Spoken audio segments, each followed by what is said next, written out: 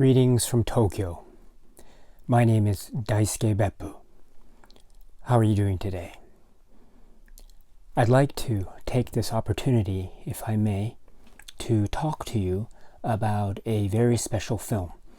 This video is dedicated to my dear friend Dave, and to celebrate his recent marriage.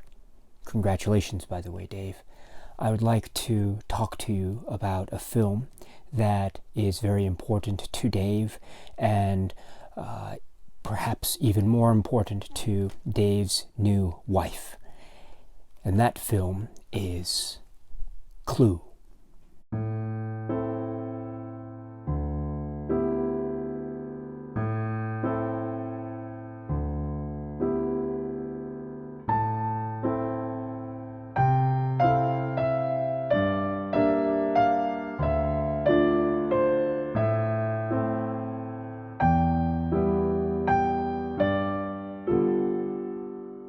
I just want to let you know that this is a bit of a special video because this film is very important, as I said, to my dear friend Dave and his new wife. So I just wanted to talk about this film Clue, which is very important to me as well. This is from 1985, and this film is directed by Jonathan Lynn, and it has a story by John Landis and Jonathan Lynn, but the screenplay is by the director, and stars Tim Curry as Wadsworth. And we also have a wonderful cast of characters: Martin Mull as Colonel Mustard, Leslie Ann Warren as Miss Scarlet, Eileen Brennan as Mrs. Peacock, Madeline Kahn as Mrs. White, Michael McKean as Mr. Green, Christopher Lloyd, as Professor Plum. So this is a comedy, murder, mystery, thriller that is an entertainment of the highest order. If you haven't seen it yet, I suggest that you stop this video right now and just go and watch it. Believe me, you'll have a wonderful time. It is out of this world. It is one of my favorite comedies, one of my favorite films, and this is a film that I grew up with as a kid, and I saw it as a video rental from my local video store back in the day, and I just watched it over and over and over and over and over again. This is the film that is famous for having 3 distinct endings. And this is very interesting because each ending has a different way to resolve the mystery of the film. So you're talking about 3 essentially different tones and different denouements. So this is quite an interesting way to make a film, and to make a murder mystery film at that. So with that out of the way, I would like to once again suggest to any of you who haven't seen this wonderful film Clue to stop this video and to go ahead and track it down and find it. This is the Blu-ray, by the way, which is really nice because this gives you the option of watching the film with one of the endings, which is sort of randomly selected, I think, or you can watch it with the 3 endings shown one after the other.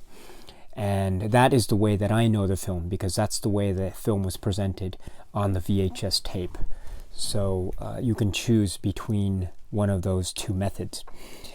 Again, if you haven't seen it, you should watch it right now. So stop this video because I'm going to talk about this film further, and I'm going to talk about spoilers. So okay, so if you're still here, then I will assume you have seen the film, and I will go ahead and talk about specific details of this film. Okay. This is one of the best films I have ever seen, and the reason is that this is a film that, for me anyway, and my sensibilities growing up as a kid, this had it all for me.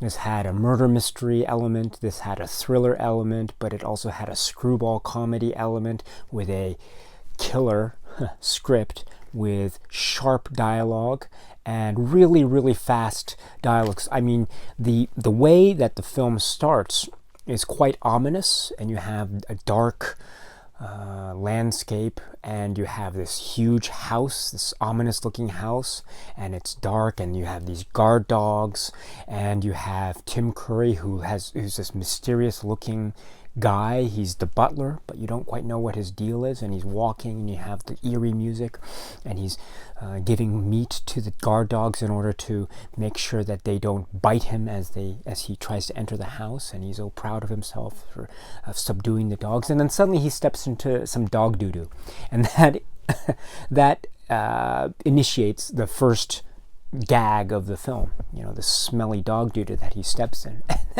The film just slowly but surely creeps up on you with sight gags, little themes that are set into place and that will develop as the film progresses, and layers of mystery and intrigue, but the pace never lulls, not for a second. So you have the introduction of the characters, starting with Colonel Mustard and Mrs. White and Mrs. Peacock and Mr. Green, and then Professor Plum and Miss Scarlet. They come together because Miss Scarlet's car broke down and Professor Plum came to pick her up. And they all assemble in this great house, and there's this wonderful plot.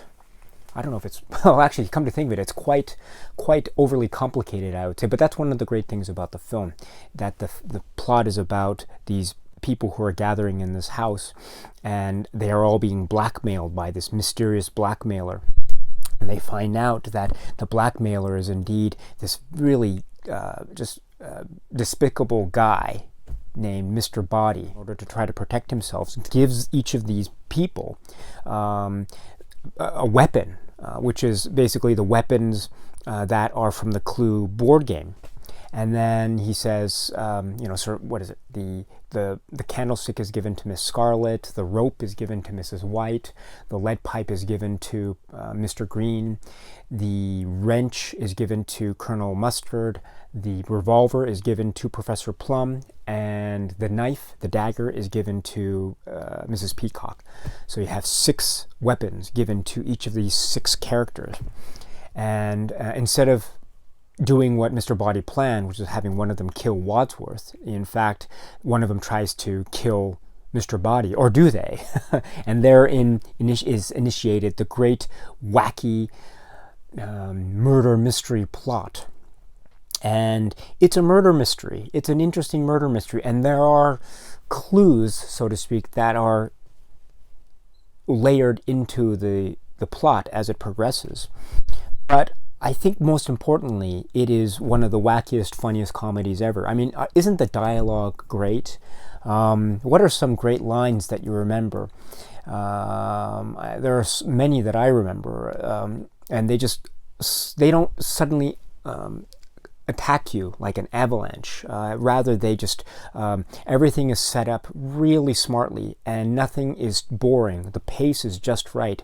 The pace knows when to give you a shock or a thrill, and then just bring you down a bit again, and then bring you up, and then bring you down a bit again. So it knows when it should apply its beats, and it knows when it should apply its big beats, and it knows when it should apply a more subdued beat, and it knows when to add a little bit of suspense, and then relief in the form of comedy, and then more suspense, and then relief. So the pacing is just top notch. This is one of those films that I think really, I think it should be something that is taught in film school, a film that is about great pacing. And to top it off, you have great comedic timing from all of the characters concerned. Now that's a wonderful thing too, which is each of these participants, these actors, led by the wonderful Tim Curry, each of them gives such a different genre and different take on humor. It's quite fascinating, really. You have Martin Mull, who's the kind of stupid Colonel Mustard, and he's trying to be in control, and but he's just a pretty lousy leader. But he's trying to be a sort of, remember when he's asking, he pours himself a whiskey, and then he asks, "Does anyone else want a whiskey?" And people say yes. He just does the thing with the 3 glasses, and then Mr. Green takes it, and you can see Mr. Green doing that with his hand. He's sort of so passive aggressive, and Colonel Mustard, yes, he's very slow, but he's proud when he makes a connection. So remember toward the end when he says, when Wadsworth is explaining what happened, and then there's that great moment when Colonel Mustard is saying, "Oh, I see. So whoever knew that the cook was involved killed her?" And then Wadsworth says, "Yes." And then there's this wonderful smile on Colonel Mustard's face. He's just smiling and beaming because he realizes he's just made a profound connection with respect to the progress of solving this mystery. And it's just a wonderful moment. Yes, Colonel Mustard, a wonderful creation by Martin Mull. And then you have, oh gosh, who's next? Mr. Green. Yes, Mr. Green. Let's talk about him. So Michael McKean, who's got this wonderful shtick with his character from the outset. He's a little bit accident prone, and he's a little bit physically inept. He's sitting, remember, he's trying to find a seat in the study, and everyone is sitting down, so he has to sit on a little table, and he's going like this, and boom, the table just collapses. And he just says, "I'm sorry," but no one really cares because people kind of dismiss him. And oh man, there are so many great moments. When everyone is, when they decide to split up and search the house, and Yvette, who is this very voluptuous blonde French maid, and so all the men, of course, want to say yes, yes, except Mr. Green. He says, "No, thank you." It's just, oh my goodness, that is just a wonderful moment. And of course, they are paired together, and they have to go to the attic.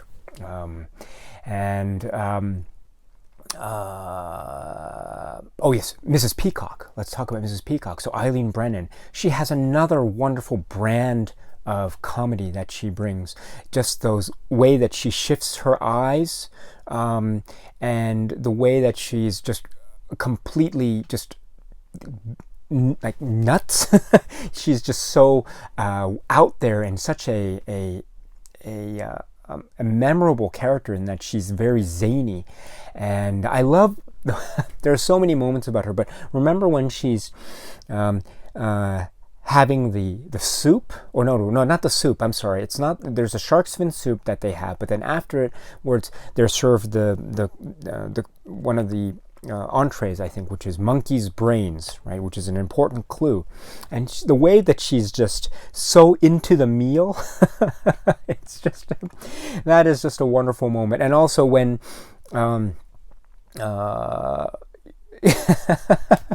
and when she's, oh gosh, there's another great, well, let's see, oh yeah, and then when they're trying to bring the cook's body back into the study, and they realize that Mr. Body's body is gone, everyone says, "Oh, we should have made sure he was dead." And someone says, "Oh, how?" And he just says, "Well, I guess by cutting his head off, I suppose." So it's just he's just a great no-nonsense woman, but she is real, just a zany character. I love Eileen Brennan's Mrs. Peacock. It's wonderful. And then we have, oh yes, of course, Miss Scarlet, Leslie Ann Warren. She's got this no-nonsense, tough attitude. She's in this lovely green dress, and she's very, she speaks her mind, and she's very tough, but she also has just like wonderful moments. When she's saying, oh gosh, there's that moment when Mrs. White is talking about her husband and how they had a fight and they had a conversation. So Mrs. White says, he had threatened to kill me in public, and Miss Scarlet just so innocently says, "Why would he threaten to kill you in public?" And so Wadsworth has to explain to her, I think she meant he threatened in public to kill her. And she says, oh. And then Wadsworth's eyes are just rolling.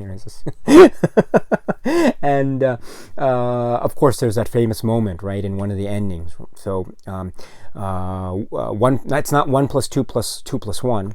It's and it's not 1 plus, what is it? 1 plus 2 plus, what is it? 1 plus 1 plus 2 plus 1, or 1 plus 2 plus 1 plus 1. So you've got that wonderful interplay between Miss Scarlet and Wadsworth. It's just wonderful. Leslie Ann Warren, so lovely. And then, of course, Mrs. White, Madeline Kahn, who is just a genius here. Everything that she does, even if she's not the center of attention in the scene, there's something that she's doing. She's doing something with her hands, which is weird. She's throwing her hat. She's talking about marriage, because she's a bit of a... I don't know if she's a nymphomaniac necessarily, but she's very much into sex, as the character suggests. And she says, what does she say? There's that famous line where she says, husbands should be like Kleenex, soft, strong, and disposable. And of course, there's that famous scene where she's talking about flames on the side of my face. It's very famous, but that she's got wonderful comedic timing, and it's very... just refreshing. Madeline Kahn is a genius. And just my favorite moments, just talking about this film, there are so many. Gosh, I don't want to go through the entire film, because I think I could spend so many hours doing so. But Dave, if you remember, there's some stuff about like... when it's all dark and Wadsworth is in that room and he's saying, we're coming, where's the door? And he finds a door and it's dark and he can't really see, and he opens it and he goes into this room and he feels something around, and he feels what feels like a doorknob, and he says, what's this? Another door? And he turns it and suddenly it's the shower. And then he's just being drenched, and then a moment later you see him running down the stairs to try to turn on the electricity, and you hear on the soundtrack, little sloshing, so sounds of sloshing water. So he's got water in his shoes or something. It's and it's wonderful. And then you have of course, some of those endings, my goodness, those great endings, they have some wonderful moments of comedy. Of course, you have, when the group sing for She's a Jolly Good Fellow, and Madeline Kahn is just doing that melodic stuff with her singing, and you see, I think it's Colonel Mustard just looking at her like, what the heck is she doing? And and then it's like the Mounties, we always get our man. Mrs. Peacock was a man, boom, boom, and then the pull of the suspenders. Can I interest any of you in fruit or dessert? I love this film so much. And of course, you've got the great ending of the great closer for the final ending. And you want to know who killed Wadsworth? I did, in the hall, with a revolver. Okay, Chief, take him away. I'm going to go home and sleep with my wife. Freeze. Shake, rattle, and roll. Oh, man. This film gives me so much joy whenever I watch it. And whenever I feel down, or whenever I feel a little bit out of it, if I put this into the machine and play it, this never fails to make me happy again, and it never fails to put a smile on my face and entertain me, and it helps me to forget what otherwise would have been a very down day or a tough day for me. So Clue, this is one of those gems of a film. It is so important to me because it just made me laugh so much as a kid. And as I got older, I think there were more jokes that I got. I think when I was a little kid, I think there was maybe some of the jokes just went over my head. I didn't understand them. But now I watch them and I'm older and I get them. And that's the great thing. There are so many jokes layered about this film. It's almost like Citizen Kane, in the sense that, Citizen Kane, you've got all these little details that you have to watch, and every time you watch Citizen Kane, you notice a new detail. This is the same thing for me. Every time I watch Clue, I notice a new thing. You just have to look at the corners of the frame, when people are talking here, you have to make sure you're looking around here just in case there's another joke that's going to happen. I love the joke. Professor Plum is saying, oh, I work for UNO, the United Nations Organization. Actually, I work for a branch of UNO, WHO, the World Health Organization. You know who. It's just, it's brilliant. And then the way they drink, they have their soup, Mrs. White and Professor Plum. Oh my goodness, that is just so wonderful comedic timing between them. The way they slurp their soup, it's fantastic. It shows so much of their character. Oh goodness. Oh, and of course, what am I saying? Of course, Tim Curry. Tim Curry. My goodness, why didn't I mention him? Tim Curry is the man. Everything he does, he has such a wide range. He is controlled, he is calm, and he's a little bit aloof, but gradually it breaks down, and then suddenly by the end, that last, 15 minutes or so, he's just exploding with energy, and he's just going all over the place. And he's saying, he's explaining what happened because he's doing it, and in order to do that, he has to explain all the events that occurred in the film, but sped up and sort of shortened in a way, but he's just zany, and you can't believe what passion there is in this performance of his. This is probably one of his most iconic performances, for my money anyway, next to Frankenfurter in the Rocky Horror Picture Show. This is one of the greats, and I love that moment when they go into the billiard room, and then they're all in a group, and he goes in there, and then he says, "But one of you wasn't here. Now." And everyone says, "Meow," and he says, "Meow." It's so great. That reminds me, any of you who are Rocky Horror Picture Show fans, you know that Tim Curry does that with his pronunciation of certain words.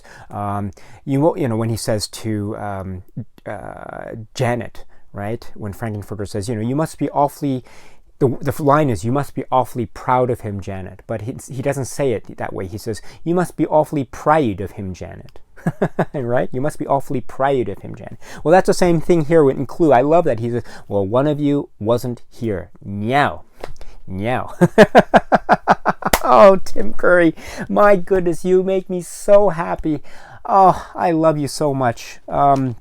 And just the way he just runs back and forth, and one of my favorite bits out of many is when he's explaining what happened, and he's saying, someone's asking him how, he's explaining how the cook was murdered, because he has to explain it, and the cook, remember, was killed with the dagger stabbed into her back, and he says, "While all of you here, one of us could have crept out," and he just runs into the set, and he says, picks up the dagger, and the dagger's on the desk, and instead of just picking it up, there's a scene, it's shot in a way where he doesn't just pick it up, he just goes like this and picks it up, you know what I mean? And then runs down the hall and stab the cook. This is just amazing. What an amazing performance he gives. And just to sustain that level of energy for that huge denouement is unbelievable. Unbelievable. One of the great performances ever. And Tim Curry is a genius. He is a comic genius. He is a wonderful actor. There is some bits in there that are actually quite moving when we hear about Wadsworth's story, and he explains about his wife. I was a victim too. At least my wife was. She had friends who were socialists. And then people are just, oh my God. And Mrs. Peacock does it. And he just starts to break down, and he says, "Well, we all make mistakes." That's a wonderful human moving moment. And then so moving, in fact, that Mrs. Wife takes the tissue out of her cleavage and just gives it to him. Oh, my goodness. This film is a gem. And Dave, my friend, you and your new wife, I hope you are watching this film a lot, because this is a film for the ages. This is a film that should be seen as many times as possible. Oh, gosh, I can't tell you enough how much I adore this film. I simply adore it. And the fact that you too adore it and that your wife adores it as well just made me one of the happiest people. Really, Dave, I'm just so thrilled that you feel this way about this film. Anyway, let me just leave it there. I think if I were to keep talking, I don't think I would ever end. So let me just end it there just to let you know of my love of this film, Clue. And please, Dave, I hope you and your new wife are doing very well. And again, my warmest and happiest greetings of congratulations to you. This is a really wonderful, happy time, and I hope you guys are both happy and healthy and well. And I hope you guys are watching Clue and a lot of other great films, because you obviously have exquisite taste in cinema. All right, my friend, take care. Cheers.